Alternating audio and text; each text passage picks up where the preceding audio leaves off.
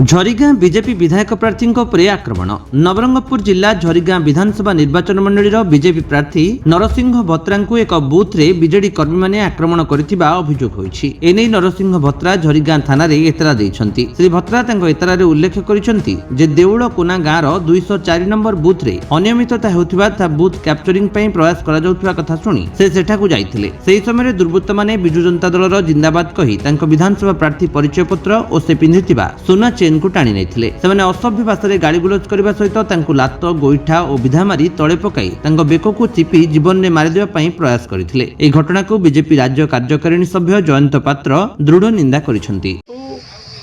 प्रचार तो सरी जाइछि, आज मतदान थिला। प्रत्येक कैंडिडेट रो अधिकार अछि से प्रत्येक बूथ को बुली पारिबे, तांकर एजेंट मध्ये बुली पारिबे। जेतेबेले ई खबरटा सोशल मीडिया रू आमे जानलु, आमे बहुत मर्माहत अच्छु। कारण यह गणतंत्र पाई एक सुस्थ परंपरा नुहे। भारतीय जनता पार्टी प्रार्थी नरसिंह भत्रा उपरे आक्रमण एक दुर्भाग्यजनक घटना।